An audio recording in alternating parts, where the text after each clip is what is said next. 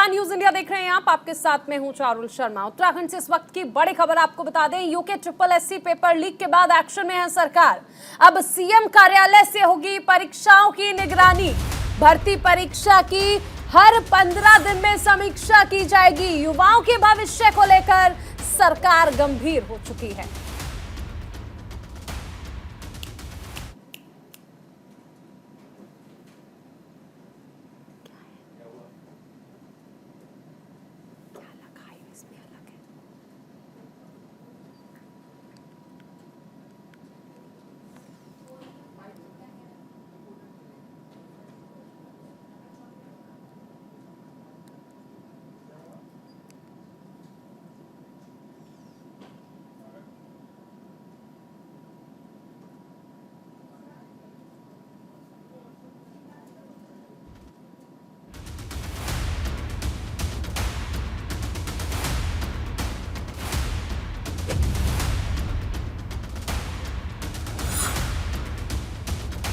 उत्तराखंड से ये बड़ी खबर आ रही है, जहां पर यूके SSSC पेपर लीक के बाद धामी सरकार एक्शन में है। अब सीएम कार्यालय से होगी परीक्षाओं की निगरानी। भर्ती परीक्षा की हर 15 दिन में समीक्षा की जाएगी। ये स्पष्ट कर दिया गया है कि युवाओं के भविष्य को लेकर सरकार गंभीर है और उससे खिलवाड़ बर्दाश्त नहीं किया जाएगा। यूके SSSC पेपर लीक को लेकर देखिए सरकार की किरकिरी हुई थी। युवाओं के भविष्य पर सवाल उठने लगे थे कि लगातार अगर इस तरह पेपर लीक होते रहेंगे तो आखिर युवाओं की जो मेहनत है वो कहां जाए। उसके लिए हमने तय किया है कि प्रत्येक 15 दिन पर 2 कार्यक्रम लगातार चलेंगे। एक तो जितनी भी प्रदेश के अंदर नियुक्तियां होनी है उसको मुख्यमंत्री कार्यालय मेरे स्तर से और हमारे सभी अधिकारियों के और आगे। तो उत्तराखंड से ये बड़ी खबर आपको बताई जा रही है, जहां पर यूके SSSC पेपर लीक मामले में बड़ी जानकारी ये है कि अब इस मामले के बाद सरकार गंभीर हो चुकी है और ये स्पष्ट कर दिया है कि सीएम कार्यालय से अब निगरानी की जाएगी। भर्ती परीक्षाओं की हर 15 दिन में समीक्षा भी की जाएगी। युवाओं के भविष्य को लेकर सरकार गंभीर है, मुख्यमंत्री की ओर से कहा गया है।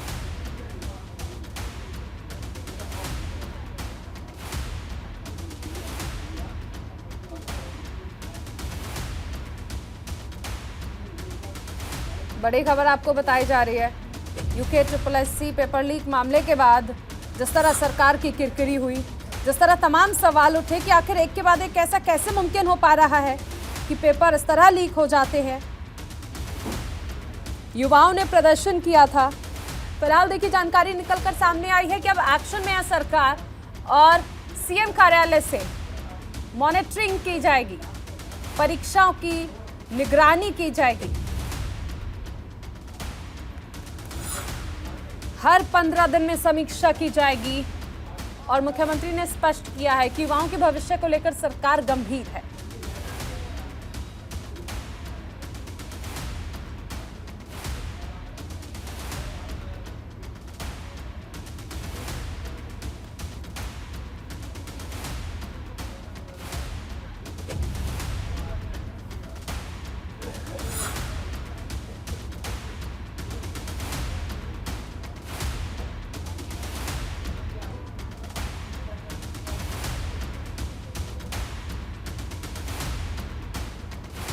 भर्ती परीक्षा की हर 15 दिन में समीक्षा की जाएगी, ये कहा गया है।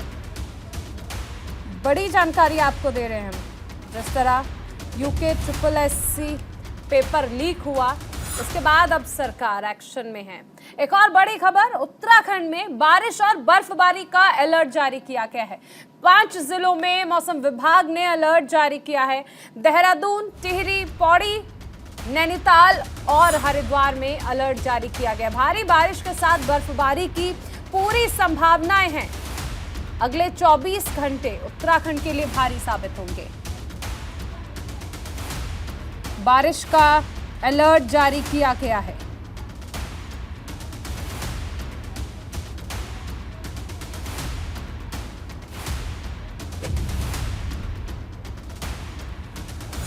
हमारे साथ सहयोगी हितेश त्यागी जुड़ रहे हैं। हितेश, देखिए मौसम विभाग की ओर से अलर्ट जारी कर दिया गया है कि बारिश के साथ साथ बर्फबारी की संभावनाएं भी हैं। जी बिल्कुल, देखिए मौसम विभाग ने ऑरेंज अलर्ट जारी कर दिया है और धारचूला, पिथौरागढ़, चंपावत, चमोली और देहरादून, मसूरी समेत कई ऐसी जगह हैं जहां पर भारी बरसात हो सकती है, क्योंकि मसूरी के ऊपर जो धनौल्टी का जो क्षेत्र है वहां पर लगातार बर्फबारी हो रही है। तो उसी को देखते हुए आपदा प्रबंधन ने एक बैठक बुलाई है, जो कि आज 5 बजे वह बैठक हो सकती है। तो उसी के लिहाज से पर्वतीय क्षेत्रों में, क्योंकि जोशीमठ का जो क्षेत्र है वहां पर ज्यादा बरसात और ज्यादा बर्फबारी होने की संभावना है, उसी के लिहाज से जो अधिकारी है उन्होंने भी पर्यटकों को, बाहर से आने वाले जो पर्यटक है उनको साफ तौर पर अपील की है कि पूरे पैक्ट होकर, पूरे संसाधनों के साथ, पूरे अपने उपक्रमों के साथ ही उत्तराखंड का दौरा करें, उत्तराखंड के ओर बढ़े तभी, क्योंकि यहाँ पर अभी शीतलहर बढ़ने वाली है, क्योंकि बरसात का जो माहौल है वो राजधानी देहरादून में भी लगातार बढ़ रहा है। तो उसी के लिहाज से पर्वतीय क्षेत्रों में लगातार बारिश हो रही है और ऑरेंज अलर्ट यहाँ पर जारी कर दिया गया है। तो उसके बाद में जिस तरीके से बर्फबारी की संभावना ज्यादा जताई जा रही है, उसी को लेकर आपदा प्रबंधन विभाग आज शाम के समय बैठक करेगा। जी हितेश, ये भी समझना चाहेंगे कि देखिए अगले 24 घंटे क्योंकि उत्तराखंड के लिए काफ़ी महत्वपूर्ण है और जिस तरह हमने देखा कि देखिए खासकर अगर हम जोशीमठ की स्थिति देखें तो वहां पर ज़रूर कहा जा सकता है कि प्रशासन को थोड़ा ज़्यादा अलर्ट रहने की आवश्यकता है। जी बिल्कुल, देखिए जोशीमठ की अगर हम बात करें, क्योंकि लगातार वहाँ के जो घर हैं, दुकानें हैं और अन्य जमीन है वहाँ पर दरारें बढ़ रही हैं और जैसे ही वहाँ पर भारी बारिश होगी, मूसलाधार बारिश का आशंका वहाँ पर जताई जा रही है। लगातार मौसम विभाग वहाँ पर अलर्ट पर है और लगातार वहाँ पर अधिकारी भी बने हुए हैं। लेकिन अगर वहाँ पर मूसलाधार बारिश होती है, ऐसे में वहाँ पर भू धसाव का जो मामला है वो बढ़ जाएगा और अधिकारी लगातार उसी चीज की प्रतीक्षा में है कि कब ये मूसलाधार बारिश हो और कब वहाँ पर चीजों को सही किया जाए, क्योंकि उसी के बाद में ही स्थिति साफ होगी। उसी के लिहाज से वहाँ पर जो पर्यटक है उनको भी आने से रोक दिया गया है, क्योंकि जो क्षेत्र प्रभावित है भू धसाव की जद में है वहाँ पर अभी पर्यटकों को आना बंद कर दिया गया है। तो उसी के लिहाज से लगातार अधिकारी भी अभी मूसलाधार बारिश या नॉर्मल बारिश की प्रतीक्षा में है और बर्फबारी लगातार पर्वतीय क्षेत्रों में हो ही रही है। तो उसी के लिहाज से वहाँ पर अधिकारी अपना काम कर रहे हैं। जी बिल्कुल, आप बने रहिए हितेश, आगे आपसे जानकारी लेंगे। एक और बड़ी खबर आपको बता रहे हैं, बद्रीनाथ यात्रा पर संकट बरकरार है। IIT रुड़की 1 हफ्ते में रिपोर्ट जारी करेगा। हेलंग मारवाड़ी बाईपास के निर्माण पर रिपोर्ट देगा। IIT रुड़की बताएगा हेलंग बाईपास बनेगा या फिर नहीं। हेलंग बाईपास के निर्माण से जोशीमठ में धसाव बढ़ने की आशंका है।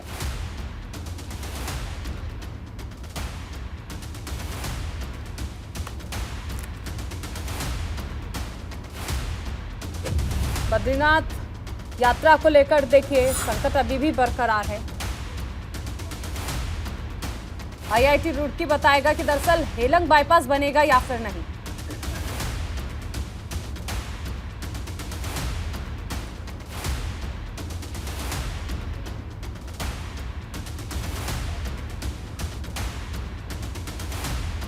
बाईपास के निर्माण से जोशीमठ में दरअसल दरार बढ़ने की आशंका है। बद्रीनाथ यात्रा को लेकर देखिए संकट जो है वो अभी भी बरकरार है। IIT रुड़की 1 हफ्ते में रिपोर्ट जारी करेगा। हेलंग मारवाड़ी बाईपास के निर्माण पर रिपोर्ट देगा।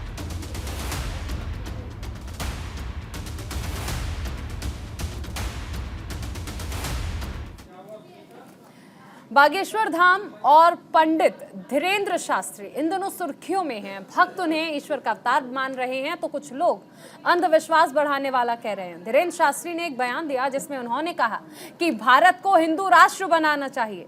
इस बयान के बाद देश के साधु संत और हिंदूवादी लोग उनके समर्थन में आ गए। धीरेन्द्र शास्त्री के इस बयान का समर्थन हरिद्वार का संत समाज भी कर रहा है। अखिल भारतीय अखाड़ा परिषद के अध्यक्ष महंत रविंद्र पुरी का कहना है कि देश को हिंदू राष्ट्र बनाना जरूरी है, क्योंकि भारत राम और कृष्ण का देश है। संत महात्मा कई सालों से भारत को हिंदू राष्ट्र बनाने में लगे हैं, मगर जब तक सरकार नहीं चाहेगी तब तक भारत हिंदू राष्ट्र नहीं बन सकता।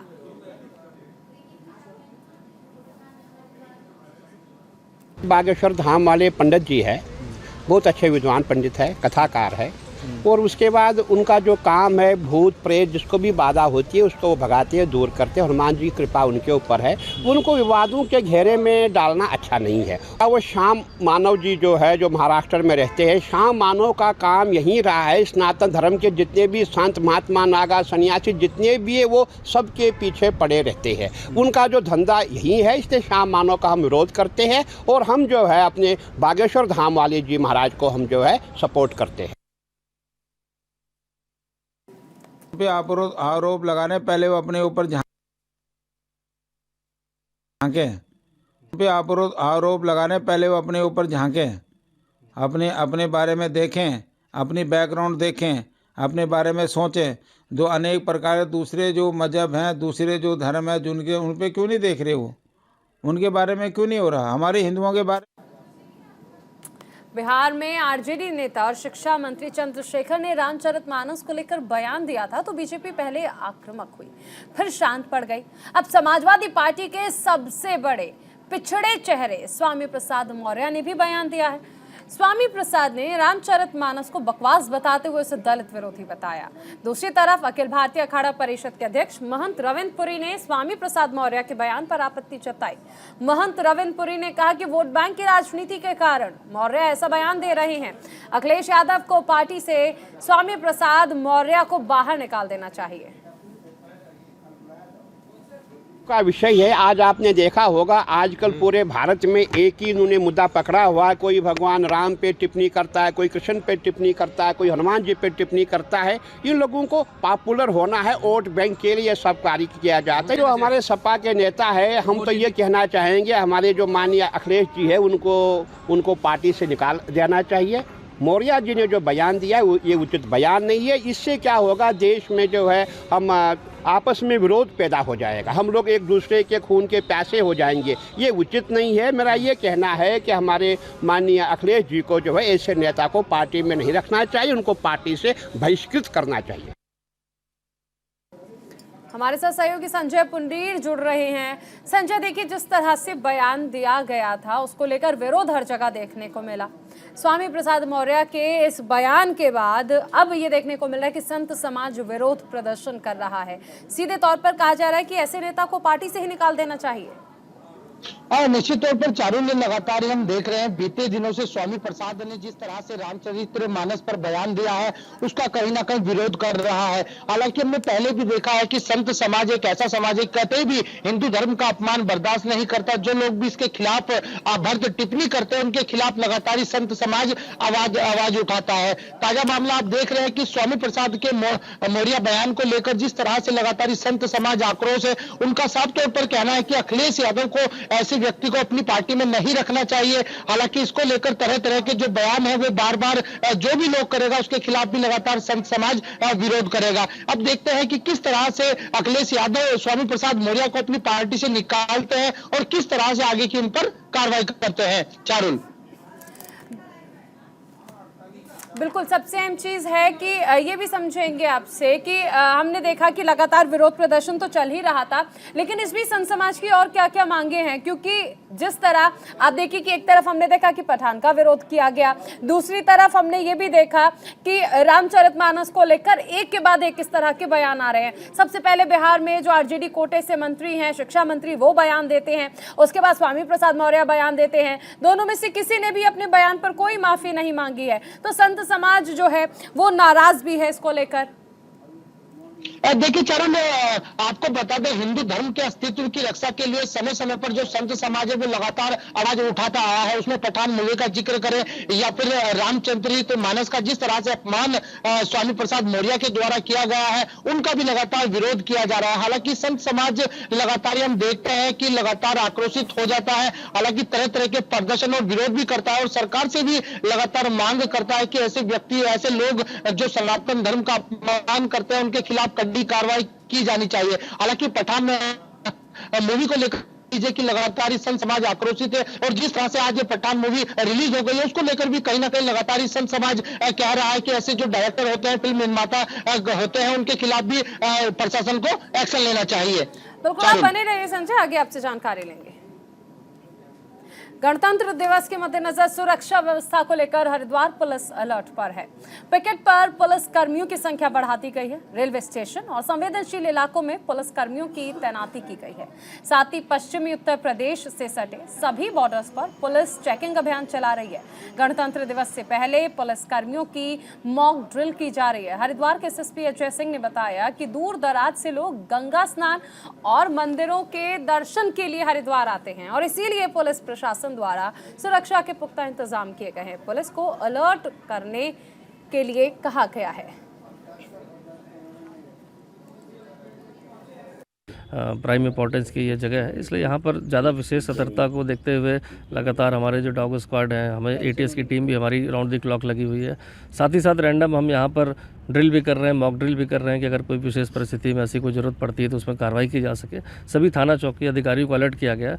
रात्रि में भी देर रात तक चेकिंग आकस्मिक रूप से वाहनों की जा रही है। साथ ही साथ होटल लॉज में भी जो लोग रुके हैं, अगर उनके पास आईडी नहीं तो उनको वेरीफाई किया जा रहा है और लोकल इंटेलिजेंस यूनिट को भी इसमें लगाया गया है। तो मुझे लगता है आने वाले 26 जनवरी में डेली ये कार्रवाई गतिमान है। देखिए, संवेदनशीलता हमेशा से राष्ट्रीय पर्व पर रहती है। खासकर एक हरिद्वार एक मैंने कहा कि एक देश का सबसे बड़ा जो एक देखा जाए टूरिस्ट स्थान बन चुका है। साथ ही साथ यहाँ पर अन्य लोग भी यहाँ विभिन्न मेलों उसमें आते रहते हैं और साथ ही साथ जो हमारे वेस्टर्न यूपी के बॉर्डर्स हैं उसमें भी क्योंकि ओपन बॉर्डर्स हैं, ज़्यादा चेकिंग पॉसिबल नहीं हो पाती, बहुत ज़्यादा ट्रैफिक आ रहा है, जाना आवागमन है, तो आपसी जो हमारा तालमेल रहता है वो बना हुआ है अन्य डिस्ट्रिक्ट के साथ भी।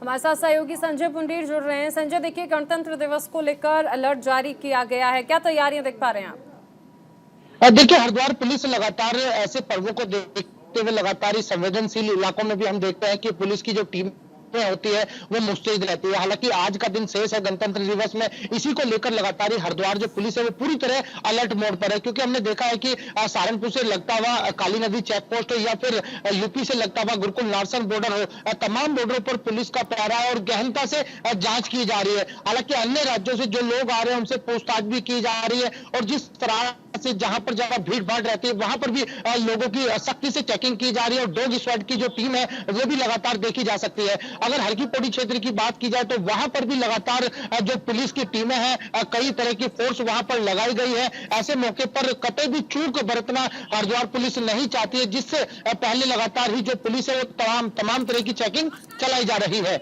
चारुल, बिल्कुल। संजय, ये भी समझना चाहेंगे आपसे कि देखिए, यूं तो पर्याप्त मात्रा में हम देखते हैं कि पुलिस बल जो है वो मौजूद रहता है हरिद्वार में, लेकिन अब क्योंकि गणतंत्र दिवस है तो इस मायने में देखा जाए तो सुरक्षा व्यवस्था जो है वो बढ़ा दी गई है, अतिरिक्त फोर्स की आवश्यकता पड़ी होगी। किस तरह से फोर्स को लगाया गया है?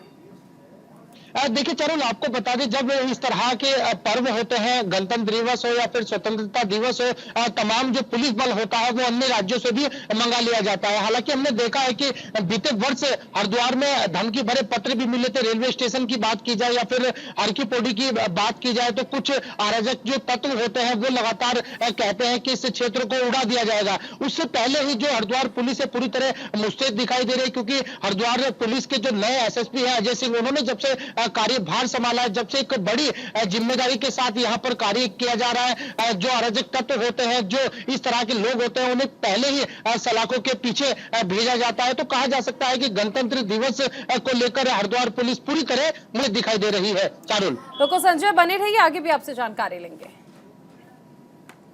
विवादों के बीच फिल्म पठान सिनेमाघरों में रिलीज हो चुकी है।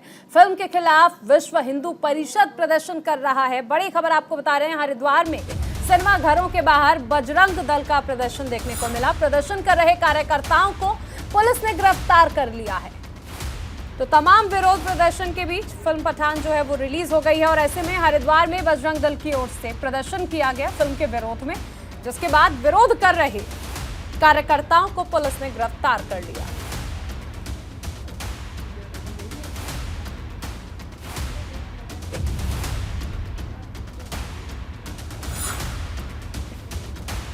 बड़ी खबर आपको बताई जा रही है, विरोध प्रदर्शन के बीच फिल्म पठान सिनेमाघरों में रिलीज हो गई है। पहली ऐसी पिक्चर, पहली ऐसी फिल्म जो 100 देशों में रिलीज हो रही है। अलग अलग भाषाओं में इसे रिलीज किया जा रहा है। फिलहाल अगर हम हरिद्वार की बात करें तो हिंदू संगठन लगातार विरोध कर रहे हैं। विश्व हिंदू परिषद विरोध कर रहा है, बजरंग दल की ओर से प्रदर्शन हो रहा है। जिसके बाद ये देखा गया कि जो प्रदर्शन कर रहे थे कार्यकर्ता, उन्हें गिरफ्तार कर लिया गया। सहयोगी संजय पुंडीर हमारे साथ बने हुए हैं। संजय, देखिए, हिंदू संगठन लगातार विरोध कर रहे हैं फिल्म पठान का, और ऐसे में जो हरिद्वार में प्रदर्शन कर रहे थे कार्यकर्ता, उन्हें गिरफ्तार किया गया।